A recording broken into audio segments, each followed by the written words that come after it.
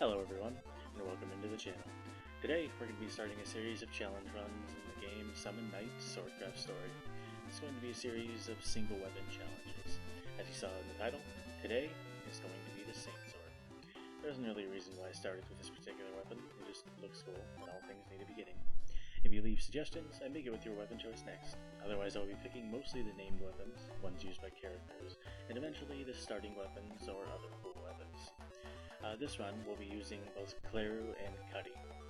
Not for any reason besides Cuddy is who I got after forgetting which options give which summon beast, but he'll be around to punch us all run, probably for not actually using him. And with that, it's time we get into the rules of this run. The only two I have that are concrete are that the only weapon I can use is the one I'm working on, which is obvious, but I will also be disallowing the hammer because it does damage, which means running from enemies that we first encounter. The second is that I won't be using spells or items in battle since those aren't the weapon. The next one I'm a bit flexible on, the uses of accessories. Throughout the majority of this run, I don't use them, only finally equipping one later on, but I'll cover that when I get there. But should we allow them just regularly for later on, or should we not allow them at all? And finally, the last one's not really a rule, so much as just where should the run stop. Should it stop at the final battle with Parista, even though you don't get to use the weapon there? The fight with Yuriksa before that, the end of the tournament? Well, I stopped this one at the fight with the piece of Parista at the Dagoning Fortress, since that's the last real challenge, in my opinion. But let me know what you think, and we'll go from there. Without further ado, we make our first trip down to the labyrinth, with only our hammer, because as Braun convinced us, and we convinced this guard, the hammer has the ability to forge a man. So, these first bits of battles we're going to be just running away from, because at the moment we only have the hammer. So after gathering our first bit of materials, which is this iron ore here, we're going to forge the novice knife. The reason for this is because it's actually a story trigger. Without forging the novice knife, we are not allowed to advance past this point. So, with that done, we can now equip our real weapon for this run, the Saint Sword. And with that, we get into the first major battle. The first battle of the tournament is against the fighter Chavez. Chavez is going to be quite the pushover, actually, which should come as no surprise. He underestimates us as well, which is more to his peril. But the Saint Sword 3-shots him. Like, legitimately, just that's it. It really isn't a surprise though, because the sword is rather beefy, especially for this point in the game. But that's not to say that the rest of the run is going to be completely free. But we'll see more about that later. So, after Chavez throws his little tantrum here, and tells us that we shouldn't have won the battle, even though we did quite decisively, we come to the end of day 1. For the night segments, I will be picking Sannery for basically all of them, just because I like the end screen that gives us. But it doesn't really make any difference for the content, and we're not actually going to see that part anyway.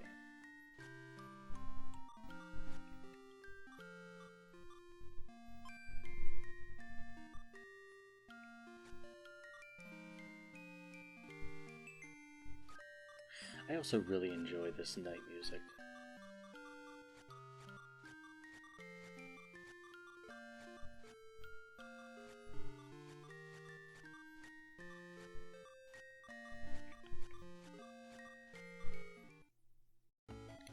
The start of day 2 has characters setting a precedent for breaking into our workshop at the very beginning of the day in order to have us do stuff with them.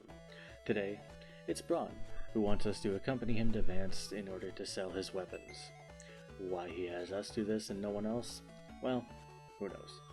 Either way, this is probably just to set Vance up as an important hub for later, even though we don't make too many trips here and it's only got one major story beat.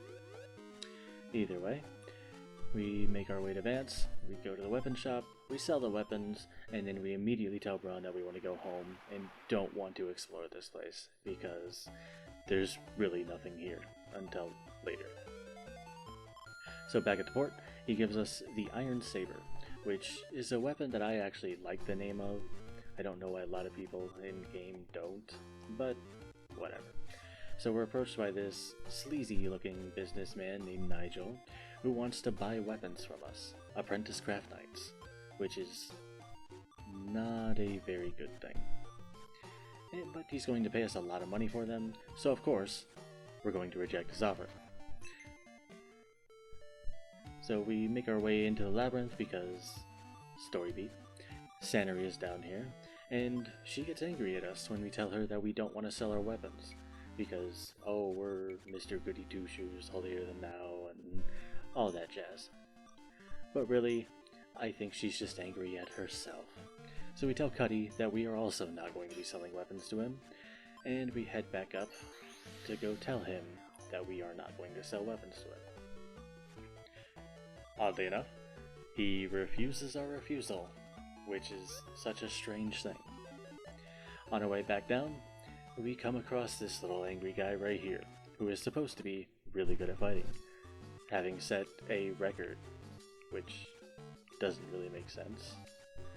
But we never actually get to see him fight, except for the one time we fight him. So we take off to go get our match, and we're interrupted by Sanary, who tells us that she needs help getting weapons back from Nigel, because he's buying them from apprentice craft knights, which we know.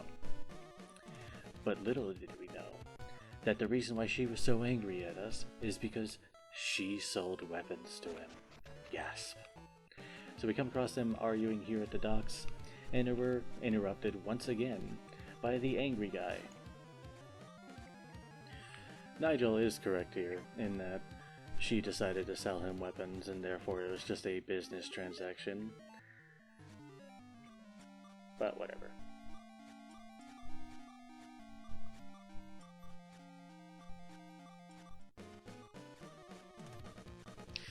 I wonder how old Beryl is, actually, because Sanary seems to be the oldest out of all of them.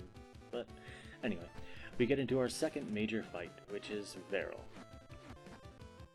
He is also going to fall pretty easily. Same as Chavez, he takes about 3 hits. And with that, we have defeated Beryl. He, of course, is pretty angry about this and tells us that somehow we managed to defeat a weapon that was crafted by a real craft knight. Which is strange, since he's supposed to be forging his own weapons as well. But no counting for taste, I guess. And as you'll notice, I did make a mistake there. I put a point into agility instead of strength, which is going to be slightly detrimental for later. But it is what it is. So we make our way back to the tournament, and this time we actually get to make it inside. Our second tournament fighter is going to be Kenan. Keenan? I'm actually not sure how to pronounce his name. I think it's Keenan. So after making us jealous with his ability to actually summon his summon beast, we get into the fight.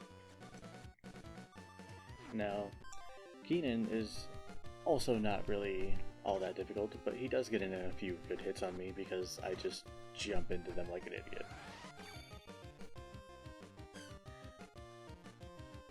And also, that's something that fighters later on are going to be able to do, is use their summon beasts in order to use attacks against us. This will be annoying. And I actually do almost lose here just because I don't know what I was doing. But I do take him down, and that's the end of the fight. After the match, he gives us some props, which is kind of nice, especially after what happened with Chavez. And here comes Beryl. He's going to declare himself our rival. This is not important at all. and is only brought up a little bit in dialogue, but has no real bearing on the rest of the game because we never actually fight him again until post-game, and even then, it's optional. So, just like before, we're going to be visiting Sanity tonight and enjoying this nice nighttime music.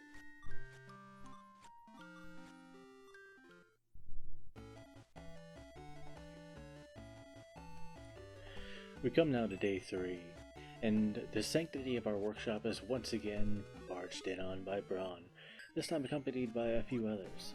He's in a bit of a tizzy, and Cuddy decides to show him what for. His sister's kid Razzie is missing, and we're tasked with finding them. Why us? Probably just because we're the main character. I can't think of any other reason why he would choose to have us do it. So, a short chip into 11th later, and we find a hole in the ground. I bypass it momentarily to get the teleporter panel and the save point, even though we can get them later, but I usually like to get them as quickly as possible. Plus, there's another good reason. So, down the hole, we find not Razzie, but a lady who will be showing up quite often. Next to her is a crack in the ground through which she heard someone calling for help and has done absolutely nothing about it. Nice. So we break the hole open a bit more and fall to our doom. I mean Razzie. They've been stuck down here by themselves because of this big spider. This is our first, real boss. It's a stray summon named the Yasha Spider. You are going to take it down relatively easily, but that durability bar, do you see how close that got? Yeah, that's going to be an issue going forward, but not now. So, here we go. We have managed to rescue Razzie from the big spider, and only to come into a dead end, and then have to be saved, both of us, by Sanary, who for some reason got delivered our mail, even though they should know that we're not Sanary. Anyway, the match notice informs us that our opponent is Razzie. Yep, first we saved them, and now we're going to have to beat them. Razzie is also not a tough opponent, just because for the most part the human opponents are relatively easy to defeat, as we've seen so far, although when they do things like that it's a little bit annoying. But yeah. Relatively quick fight other than me getting slightly destroyed for a moment there and getting hit by this attack multiple times.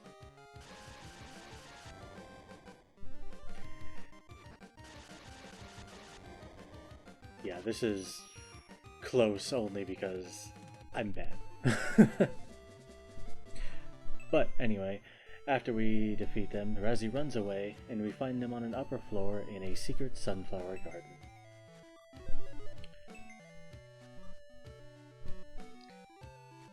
And from here, we gain their support because we remembered their dream. That's right, folks. Sometimes it's as easy as just remembering what people tell you. Isn't that nice? And that's the end of the day, where we will be visiting Sanary once more.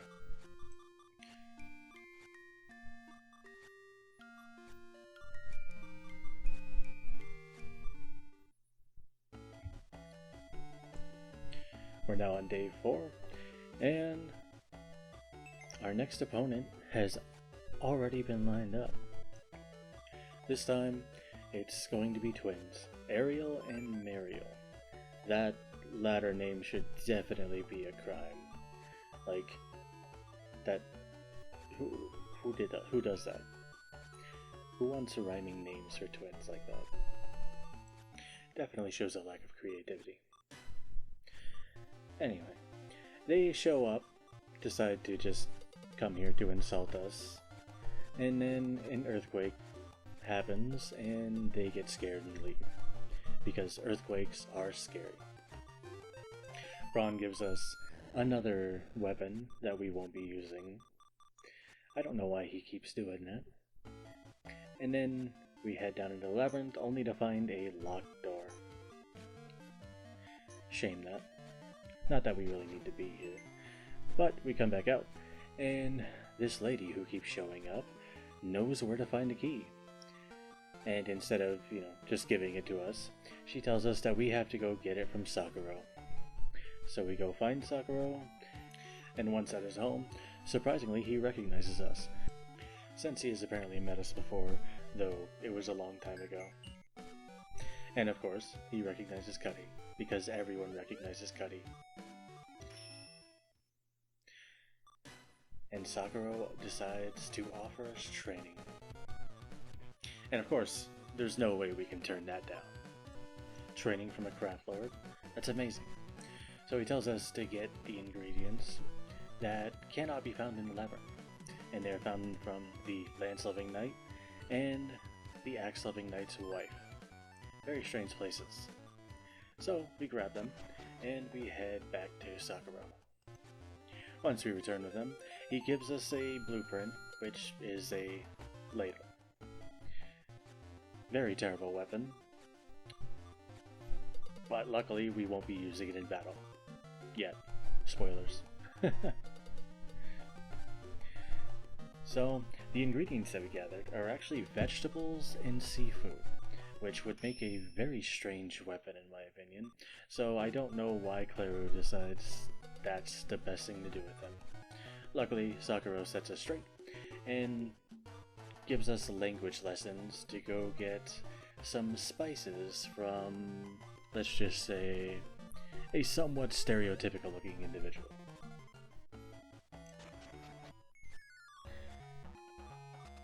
Yeah, the music kind of says it all.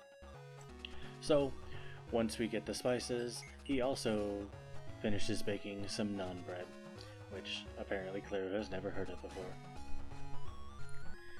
So once we get both of those things from this disaster and stereotyping, we pay him, since that's technically the fastest dialogue option. At least I think it is. I know there's another way to get through this without having to pay, but it's not like we need money for this run anyway.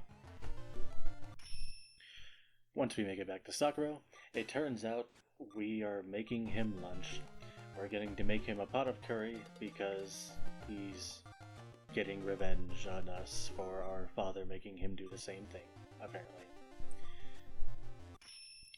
Though to be fair, this is actually kind of a really good lesson if you think about it. He tells us the most important ingredient is love, and realistically that was probably the most important ingredient for anything that you want to put yourself into. And after eating the entire pot of curry, assumingly by himself, that glutton, he gives us the key to where we need to go. So, we head back to the labyrinth, once again make it through the locked door, and we have to get some very specific items.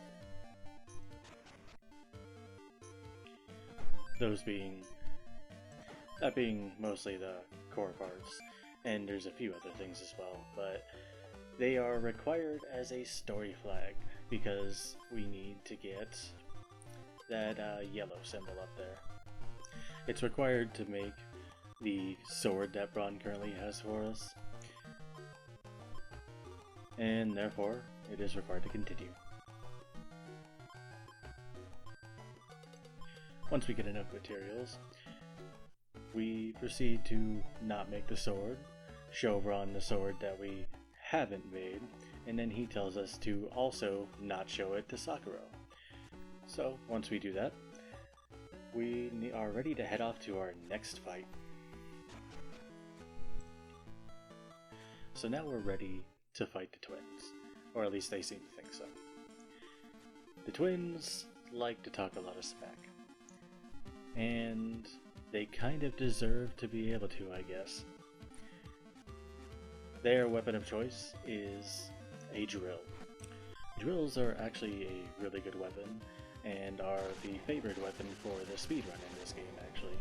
Which is why I've never completed one very well, because I'm not the biggest fan of drills, whether that be using them or fighting against them. Especially if I'm fighting against them with slower weapons, such as the Saint Sword, in this instance, or the axes, or some of the other heavy weapons that drain your agility. So much so, in fact, that I actually do lose here. Twice, actually. The second time because my sword breaks against her drill.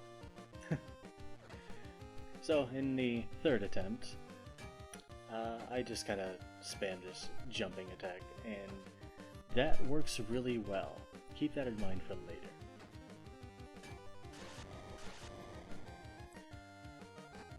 Although an interesting question here. How is it that Mariel can use magic? She read a spell out of a book and healed Ariel. I mean, I know summoners and things like that are in this universe, but that's an interesting power. But anyway, that's a question for another time. So after spamming that jump attack for a little bit, I do beat her, and we finish off day 4.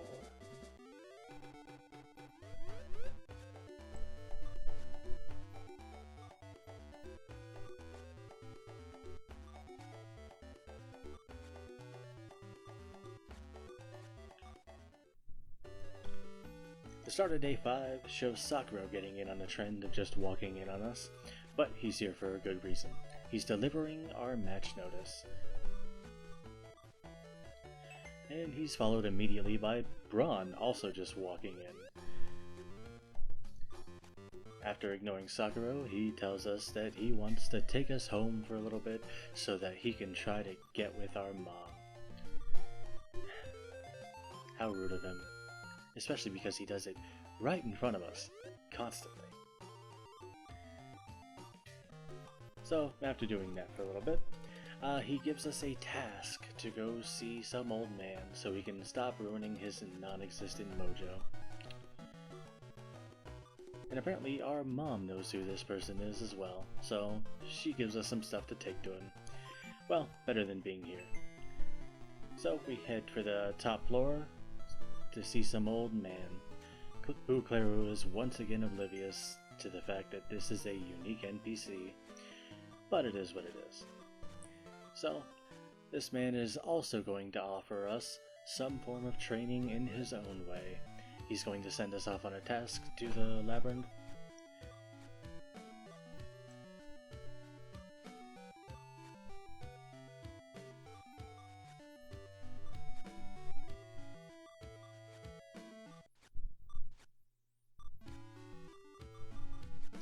So after sending us on our way, at the labyrinth entrance, we are given a bestiary. This is not a useful item at all, but we have it now. So that's nice. A few floors in, we run into that same lady once again, at the glowing sword, again. So she tells us a bit of a story. A bit of a continuation to what the old man was talking about earlier. And very important for story-specific reasons, but not really all that relevant to this run. For those wondering why I'm not mashing through the text correctly, it has to do with my controller. Sometimes it has a hard time with some of the buttons, and it also has me occasionally, when running away from enemies, jumping up in the corner. Like, just jumping for no reason. But anyway, after this lady sends us off with no warning on what's ahead, we find our next fight with a summon beast. And this one is a little bit stronger than the Yasha spider.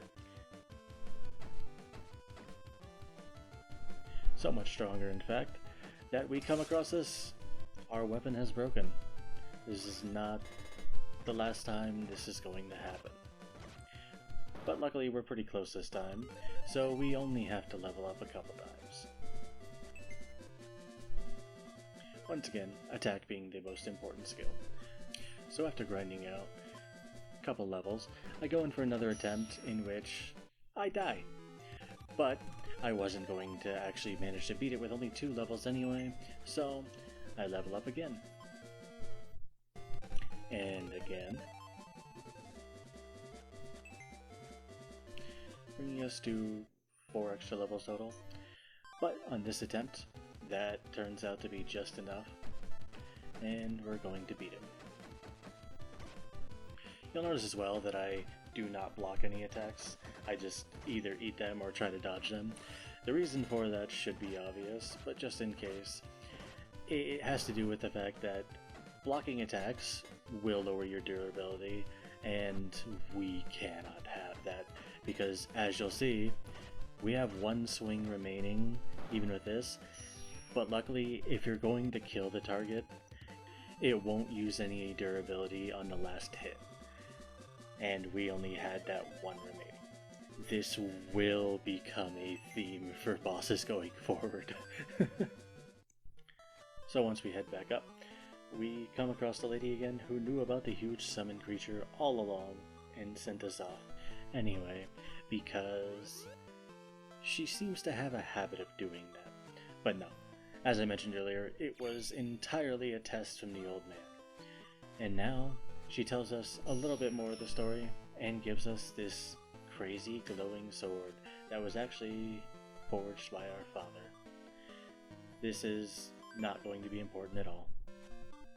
Truly. But back on the top floor, the old man is Master Rondo, Craft Lord of Diamond, and he is surrounded by soldiers, and Sakura knows that they're here. And they seem to be after something. Because of course they are.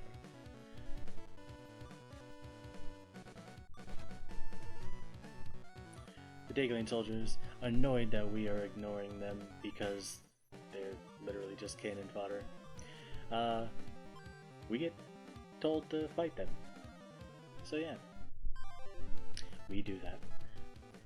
They leave us this one silly little guard to kill, and we should probably talk about that, because we totally murder this guy, and he just vanishes from existence. It's not like he's one of those stray summons and it's normal for them to vanish from existence. This is literally just a dude. A dude that we are told to fight, a dude that we do fight, and it's not like it's shown that they run away or anything. Like, we killed him. and no one ever talks about this or anything else.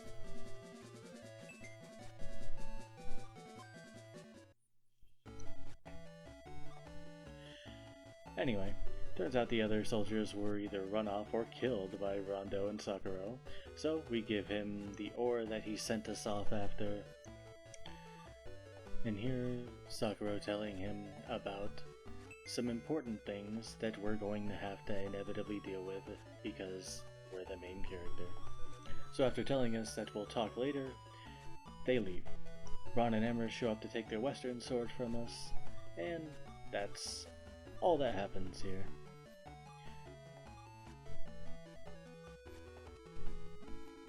We leave.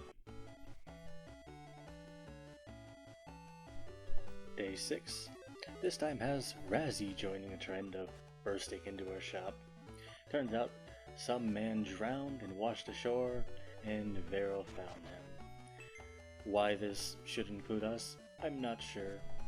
I'm also not sure why it should include any of these other people, really, instead of, you know, like a medical professional or something.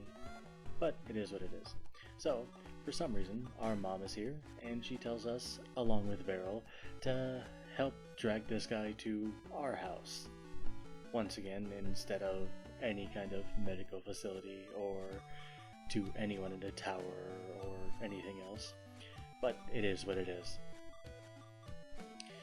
And after hearing his story, everyone decides it would be a great idea to go investigate the whirlpool that nearly killed this guy. We ask Sanary what she wants to do, just because. And she talks a lot of nonsense about not wanting to go, but also wanting to go. So of course, everyone goes. We get dragged into the whirlpool and attacked by a giant fish. And surprisingly, this fish thing is not very difficult to fight. There will be another variation of it later, but this one is pretty easy, which is good. We like easy fights.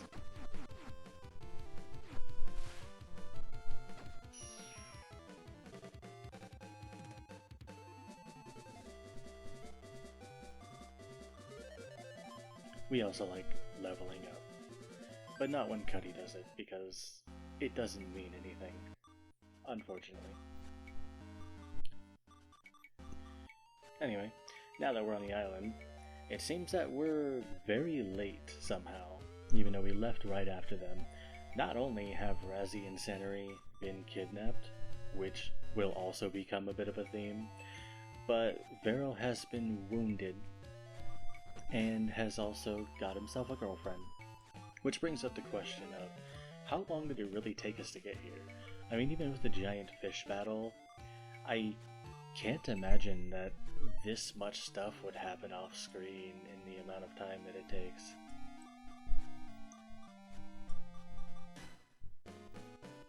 So after hearing about how Master Lura is actually a bad guy and wants to execute our friends, it's time that we head off to go save them. Vero is kept back by his girlfriend because he's wounded. Not that that means anything though, since as soon as we get down here, he shows up almost immediately. Which again brings up the point of how much time are we taking to do these things? But anyway, a couple of the Dagaline soldiers that we are eavesdropping on reveal that they're being used for housekeeping and entertainment purposes, and apparently Razzie sucks at it. So, we're going to choose to save Sanary ourselves and send a somehow less wounded now, or whatever, Vero to go save Razzie.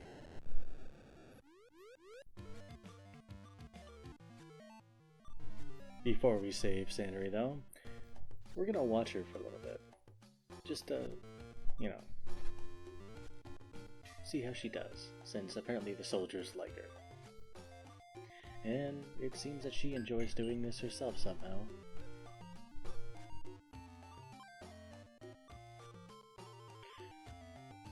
Although she is a bit, what is the word, tsundere about it.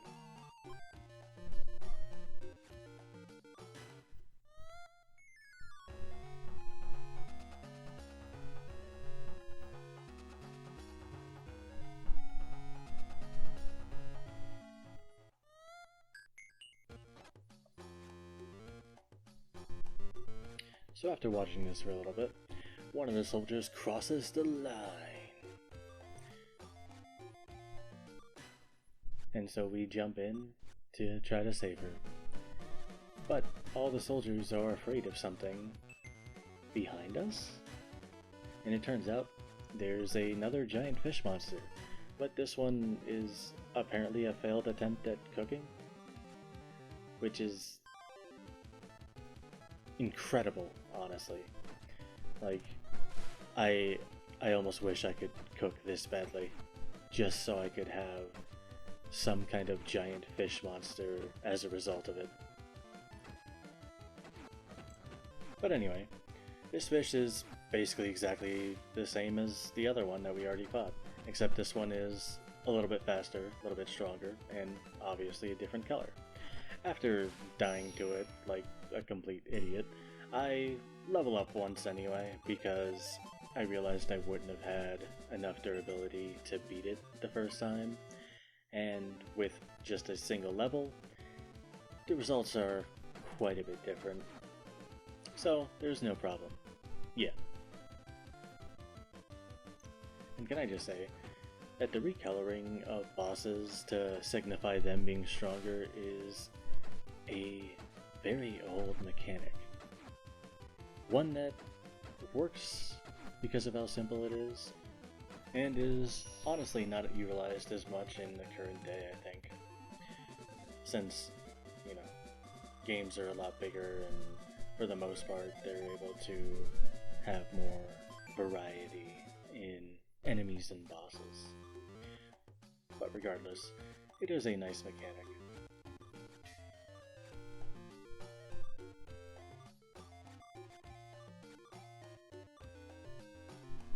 So after giving Sanary a chance to change, we go and find the others.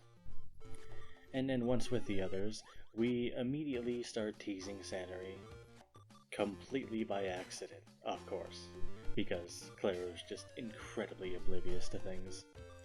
But we decide that we're going to put a stop to the Daglian plans. How are we going to go about doing this? By putting a stop to the whirlpool, of course. Luckily for us, Sanary overheard that it's being caused by a summon beast. Oh great, another one. Immediately.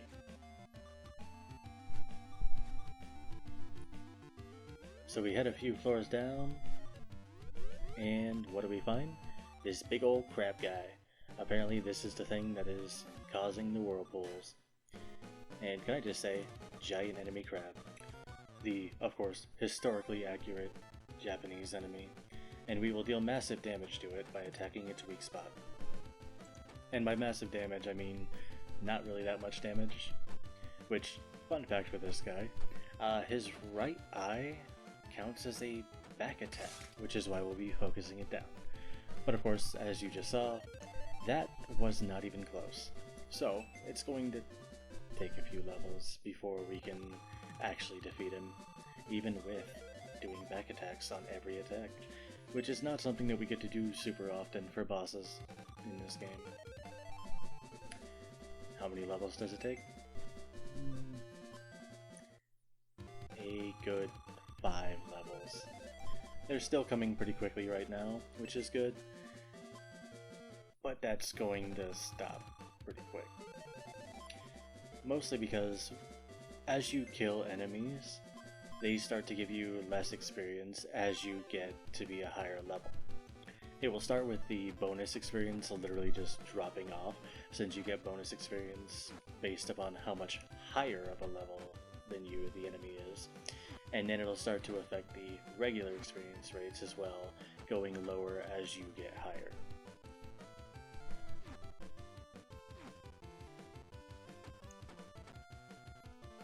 Luckily at this point, we don't have too much trouble with it, although that attack is slightly annoying, and for reasons during its attack animations, we are unable to harm it, which is the only reason this takes even as long as it does. I probably could have beaten this with the only 4 levels, but it's fine that we got an extra one. But you see how there's 0 bonus experience there? That means we were pretty much on par with the crab boss's level, which is crazy.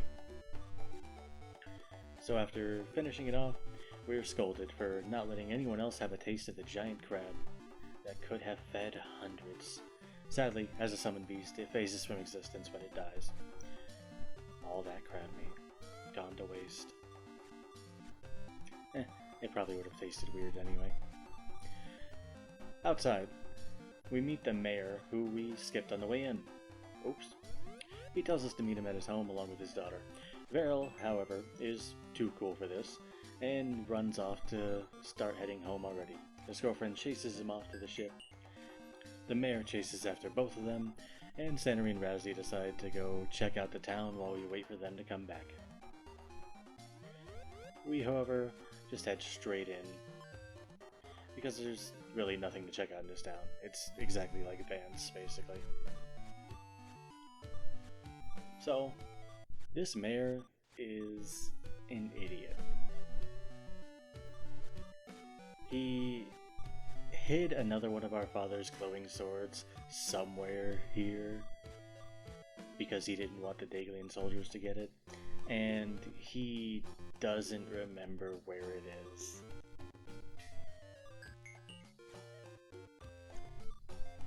Yeah.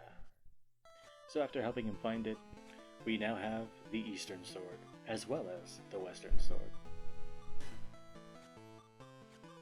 And somehow this guy also knows that we are Shintetsu's son. I'm not sure how he could have that information, but he does. So with that, we return home, and we will never see these people again. Because they are literally that unimportant. So we give the sword to our mom, who knows that we have it even without us saying anything, and then we call it a day.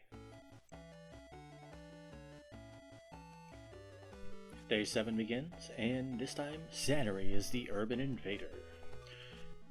She just wants to say hello, and also have us go visit her match when it happens later. But we're interrupted by an earthquake when we're having a moment.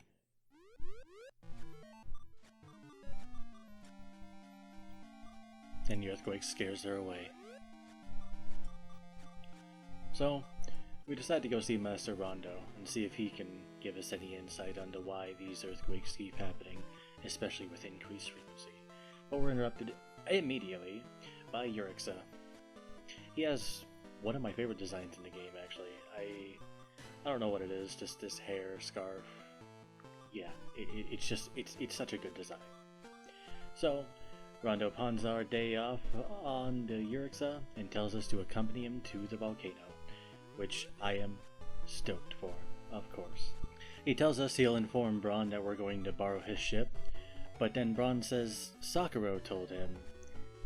But we also had to come here to ask him for it anyway, so none of that actually makes any sense. Anyway, on our way to the port, this lady shows up once again and gives us a very ominous warning. I wonder what it could mean. Urixa, mimicking part of what she said, had asked us a question about heroes. I honestly have to say, I'm a big fan of this dialogue, but Urixa does come off as very one-note. Also, this option only decides what gender the hero is going to have. It makes no other difference besides that.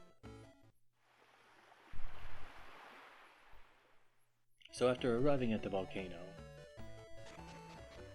which this area is kinda cool, I almost wish that there was a little bit more to it. But anyway, once we're here, we are almost immediately betrayed by Urixa. He literally just knocks us out and walks away. And then we're woken up by the hero, who, of course, immediately tells us not to follow him into the volcano. So, what do you think we're going to do? After immediately following him into the volcano, we find out that not only is Urixa bad, but he's also working with Lubert, and they're trying to get the swords that we've been collecting along the way. And they're working with Deglia, who are also after the swords. Honestly though, Lubert has that old school villain mustache, so kinda had to see that coming a little bit. The hero, now knowing why we're here, decides, well, forget everything that I said before. Let's go stop them. Not far away, we end up confronting both of them, because somehow they knew that we were here now.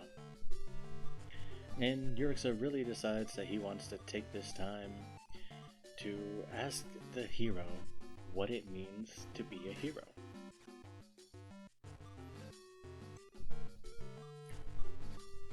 Once more, I want to say just how much I really enjoy the dialogue that they have here. Because the hero literally states that the only reason that they're a hero is because they chose to fight for their friends and do what was right. So the hero, having enough of this, summons this weird hippo creature that immediately puts them both out of action by breathing poison on them. Kinda cool, kinda OP. Don't know why he never does this again. But the hippo didn't knock out Urixa good enough, so literally 10 feet away, we have to fight Urixa.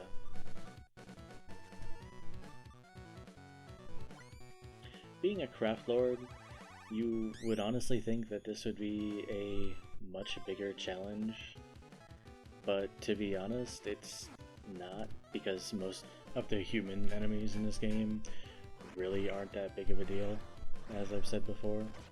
But this is one of those fights that like really kind of proves that.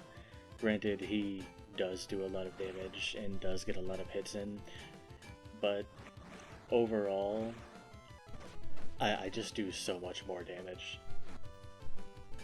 And this tends to be the case with the human enemies.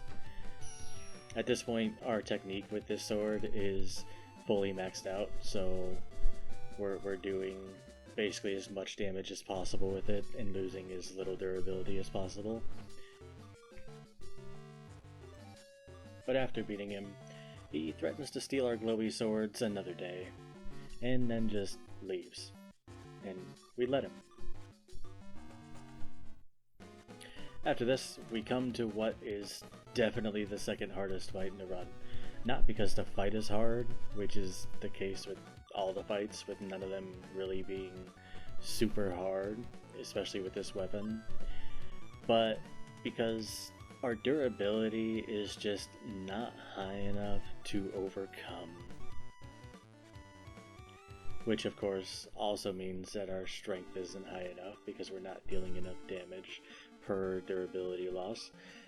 And so, spoiler alert, I lose this fight and we're going to have to level grind quite a bit.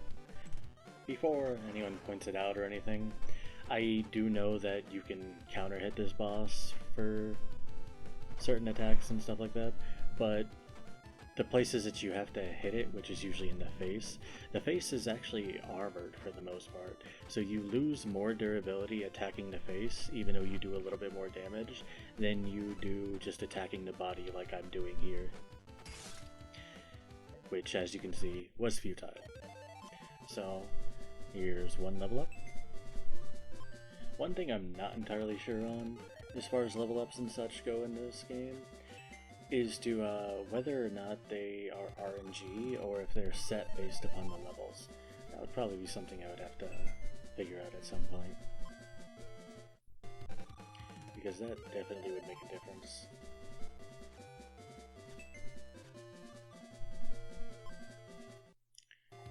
But here we are, leveled up 5 more times, and these levels are starting to take a little bit longer to get.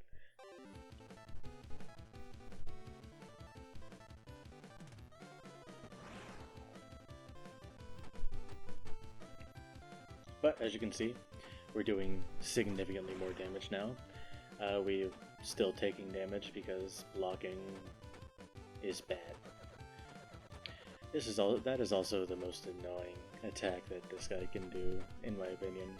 I don't know why, I really don't like being pelted by the rocks. So, like what happened before, we get in one last hit, and we lose no durability because that final hit just doesn't lose durability. And as you can see, we also got no bonus experience, but we did get the Magatama necklace accessory, which is a really good item. Gives plus 17 attack and plus 17 agility. And the reason why I'm explaining this is because that's the accessory that I'm going to equip later. I still have not yet attached any accessories at this point, but that is the accessory that I'm going to be putting on before I fight the final boss. Well, the Parista piece in the Digimon Fortress. Anyway, once we get outside, the hero leaves, and Luber just strolls up to us, threatens us, and we, of course, call for an adult. And we are rewarded with the Lady of Mystery once again. And Cuddy somehow drags us away. No idea how that little guy's so strong, but he is. Finally, we head home, and we find out that we have missed Sanari's match But Razzie tells us that it was an incredible match, and she fought with a ferocity that has never been seen before. There's nothing foreboding about this whatsoever. Foreboding is imminent. Day 8 starts with Razzie once again being the one to burst into our shop and wants to drag us off to the port to go to Vance. Ron also wants us to go to Vance, and so, regardless, we're going to be going. Also during that conversation, Claire finally realizes that Razzie is a girl, mostly. It's kind of funny. Anyway, off to Vance we go again. And here we are. And we're going to go ahead and head back to that weapon shop that we sold to before and do basically the exact same thing.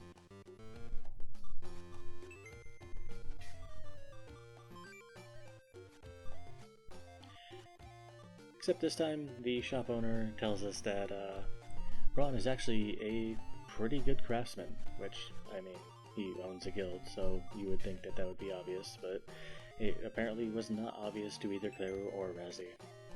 So, after finishing up this task, we decide to go out into the town, where we see Urixa leaving, and decide to do a little bit of peeping, or at least Razzie is. And yet, she has the audacity to call us a pervert. Before we can advance to B&E instead of just peeping though, we're actually invited in by another unique NPC. Big surprise, this is someone important. Urix's sister Romari. She will feature for at least the next few minutes, because that's how important characters work in this. They don't stay important for very long. So of course, we lie to her. And from there we're told that one of the other crafts lords that we haven't met yet, Tyrum, has been missing for a while, and that her, Urixa, and Tyrum were all best friends. Cuddy knows things, but Cuddy is also cursed to be a Pokemon. So back home, we go to talk to Sakura, and Razzie makes him angry before we get told that we're probably going to die if we go do the thing that we're going to go do.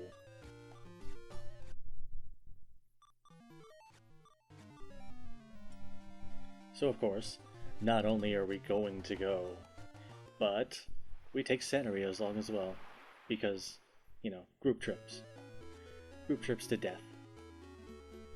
So they run off ahead, and we meet them outside of Rumari's house, where they saw Urixa going the other direction. But it turns out, after speaking to Rumari, that Urixa has not been here, even though he's definitely here. So we head off, and Razzie and Sanary are kidnapped. Again. I told you it'd be a running theme. But we can't be too smug, because after going up a few floors, we run into Lubert, who also kidnaps us, technically. We are saved by a timely arrival from Veril, for some reason, and also we found Tyrum, who has been captive for the past month, like 10 feet from where Rumari is at. And once outside, Urixa threatens Tyrum, because he's angry about his sister suffering from a disease because of Parista, and Tyrum, who was trying to heal it, didn't do so fast enough, I guess. So we step in, and our second match against Urixa.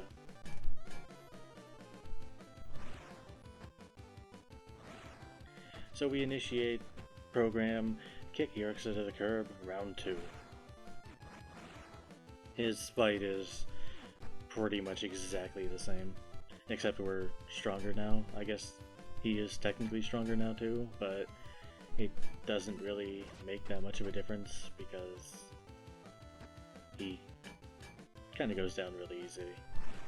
It's a little bit sad. Because once again, this man is supposed to be a craft lord. And while he does have some cool techniques, it really doesn't make a difference. But based off of that bonus experience, that means he was actually still a higher level than us.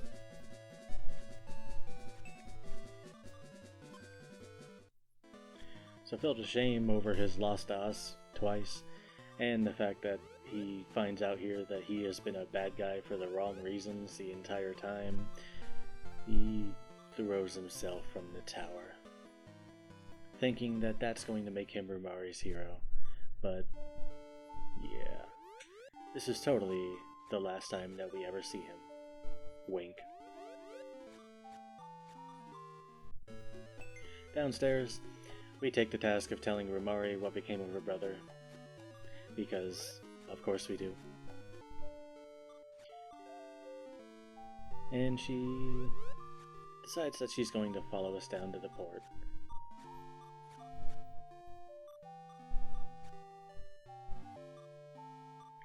Once here, Tyram gives a heartfelt speech about wanting to stay here with Rumari and give up being a craft lord and everything else. Kaurin, who has finally been identified, and who is also Santori's sister, somehow is here. I'm really not sure how she knew to be here at this time, but everyone decides that it's time to return home, except for Santori, who wants to have a word with us. And instead of having that word with us, decides that she's going to cry and lie. And only really reveals that she knew what was going on from the beginning because of her sister, which seems like a weird thing to be telling your sibling, I guess. Day 9 sees Sakura once again being the one to pop by to ask us to come with him, after making a joke about taking us out on a date. That jerk. We choose to accompany him to, of all things, a Daglian fortress.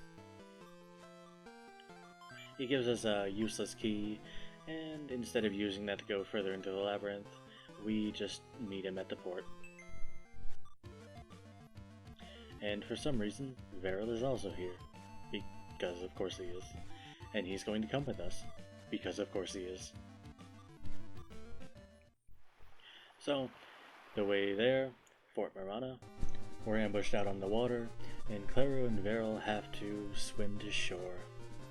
Veril points out multiple times that this place is very tall, and so we split up to make it up. But after a few floors, we come across Veril anyway, and after making it all the way here, he tells us to go back down to the port to see if Sakura made it to the shore. We do that, find out that yes, indeed, he did make it to the shore, not that there should have been any doubt about that. But then we make our way back up, where we encounter Lubert once again, and of course he notices us again. But he runs away and leaves us to fight these weak soldiers. This one has an axe instead of a sword, so he's actually even slower than the last one, which of course makes him even easier.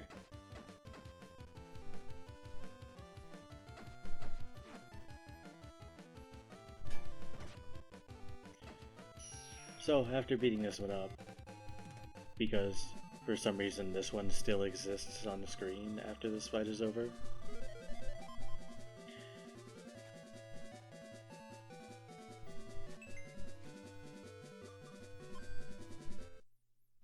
they both run away from us, which is embarrassing for them. And then we use this pipe in order to get back down to the main floor, since apparently guards are coming up the other side. We inform Beryl, who rushes over, not being pursued whatsoever, and then we head down back to the port. Once we make it back down here to the port, I saved the game.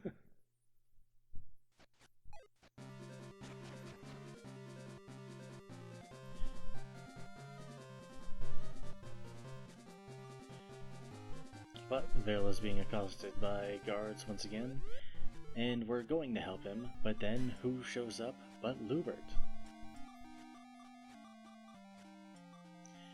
And finally, we are going to get a chance to fight Lubert.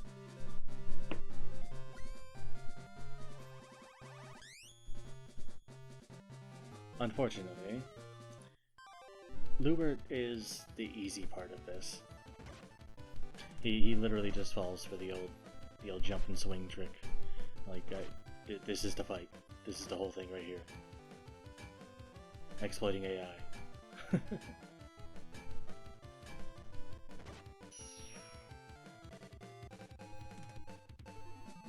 But as I said, Lubert is actually the easy part here. The hard part is the fight that takes place immediately after Lubert. Sakura shows up, gets him to confess to his crimes, some boxes fall, and that releases this. The piece of Perista. I ended up spending quite a long time level grinding here.